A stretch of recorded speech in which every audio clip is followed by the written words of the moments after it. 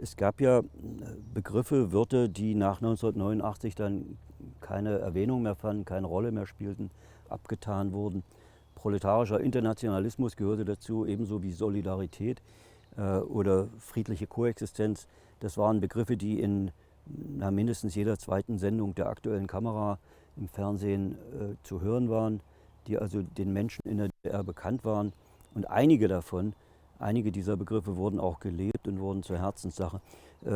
Proletarischer Internationalismus, wie wir es verstanden haben, basierte auf der einfachen, man kann bei Karl Marx ansetzen mit dem Manifest der Kommunistischen Partei, Proletarier aller Länder, vereinigt euch, weil man direkt dem Nationalismus etwas entgegenzusetzen hatte, nämlich zu sagen, die Menschen in den verschiedenen Ländern mit verschiedenen Hautfarben sind alle gleich und haben die gleichen Interessen. Es geht um ein Leben in Frieden und um ein gesichertes Aufwachsen und um Gesundheitsfürsorge. Ja, und der proletarische Internationalismus, wie er in der DDR verstanden wurde, ging ja von den drei Hauptströmungen aus des revolutionären Weltprozesses. Das heißt, wir sahen zum einen die sozialistische Staatengemeinschaft mit der Sowjetunion an der Spitze. Und da wurde einander geholfen zwischen den sozialistischen Staaten. Auf der zweiten Ebene waren das dann die Arbeiterparteien und kommunistischen Parteien in den kapitalistischen Staaten.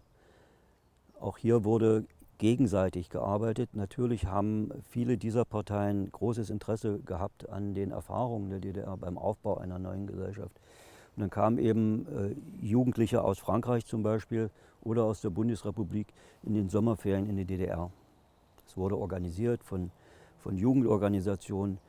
Hier im Kreis Quedlinburg, weiß ich, waren es zum Beispiel Partnerstädte in Frankreich, die zum großen Teil von kommunistischen Bürgermeistern regiert wurden und die von daher ganz einfach ein Interesse hatten und gesagt haben, jawohl, wir schicken im Sommer 40 Jugendliche hier in den Harz. Ja. Das war also die zweite Säule, die kommunistischen Arbeiterparteien in kapitalistischen Ländern. Und die dritte Triebkraft des revolutionären Weltprozesses, wie wir es verstanden haben, das waren eben die nationalen Befreiungsbewegungen in den jungen Nationalstaaten Asiens, Afrikas, Lateinamerikas. Und auf diesen drei Ebenen vollzog sich die gegenseitige Hilfe. Ich will das nochmal unterstreichen, dass es was Gegenseitiges war. Und es war also nicht so, dass die kleine DDR mit beschränkten wirtschaftlichen Ressourcen da immer nur reingebuttert hätte, sondern es war schon so, dass man auch was zurückbekam. Und wenn es nur Erfahrungen waren, wenn es die diplomatische Anerkennung war, die wir bekamen im Gegenzug dafür, aber es waren nicht in erster Linie Devisen oder sonstiges, sondern es war wirklich eine Hilfe auf rein menschlicher Ebene.